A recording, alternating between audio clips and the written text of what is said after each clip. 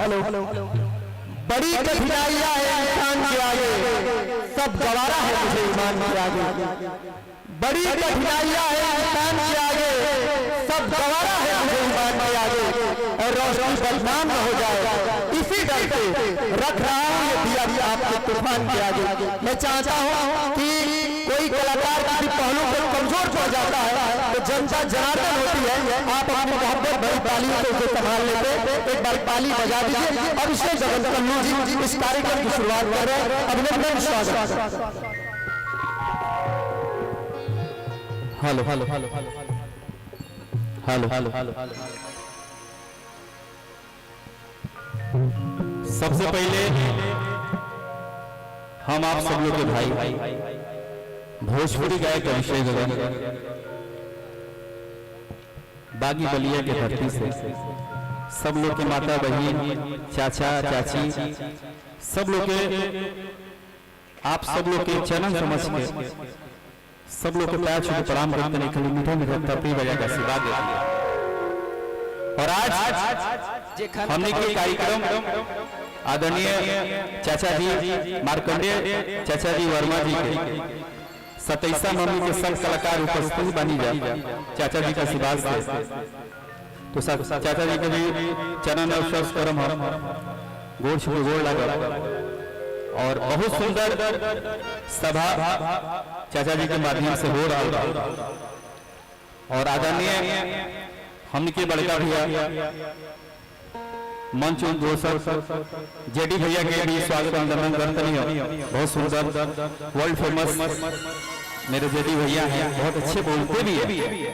आदरणीय हमने के पैड पर सतेंद्र सनेही भैया के पूरा टीम बा जो बलिया में एक नंबर आजकल डेट में चल रहा है। आप सब लोग को प्यार और आशीर्वाद हमने के पैड पे सतेंद्र भैया बने, नाल पे बड़का भैया बने, जोड़ी पे हमारे छोटा भाई बा, तबला पे हमारा बड़का भैया, बहुत सुंदर आगम प्लेयर बड़का भैया के, और सुपर हिट बेंजू प्लेयर मनु भैया के। और बहुत सुंदर हमें के साउंड सर्विस अनिल डीजे बलिया भैया के स्वागत हम करते हैं। और कार्यक्रम के शुरू करे के इससे की देरा भी होगा। और हमें के बहुत प्यारा यूट्यूब के भाई भी चल के आ रही बनी भाई के स्वागत हम करते हैं। एजे से ओहो एक बार जयकारा बोल के देते हो प्रेम से बोली बाबा प्रेम से बोली दुर्गु बाबा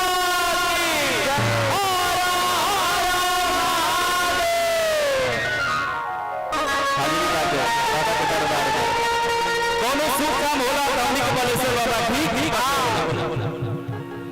और हक गइल बा ए बाबा आई सुंदर सभा लागल बिया रोवाना आई तो हमनी के जग पार होई ना रोवा आई तो बाबा अपन छोट बेटा गणेश जी के भेजले बनी सभा के बीच में। हां जी गणेश जी आई बनी सतेंद्र भैया भक्त कौना भाव में कहता कौन हो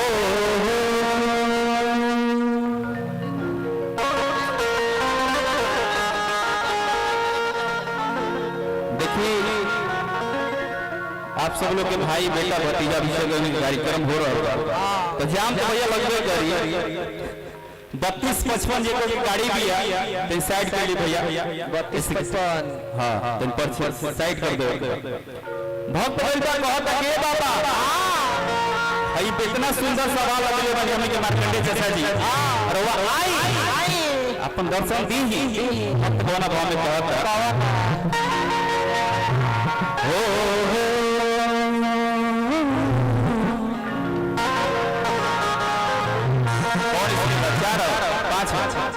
पांच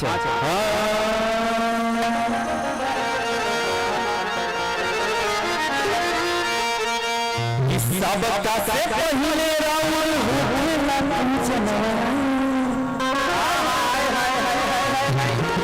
बाबा कौन शुभ काम होला तो रौरे आशीर्वाद से होला।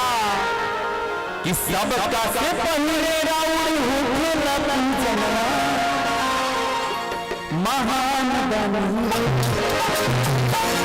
हो महान बनी गौरव के लालनवा महान बनी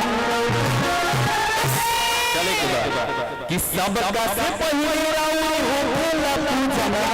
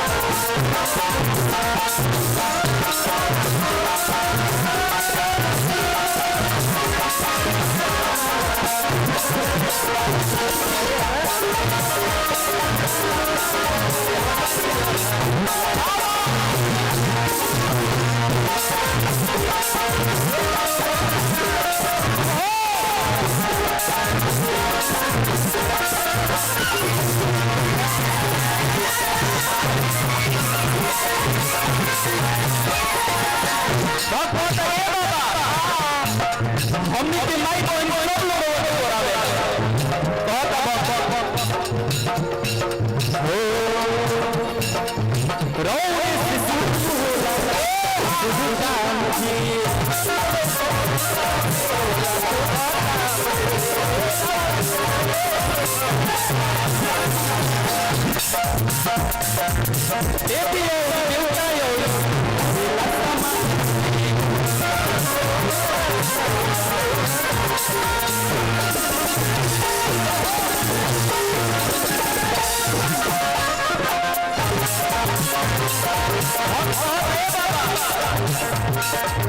रोए शुरू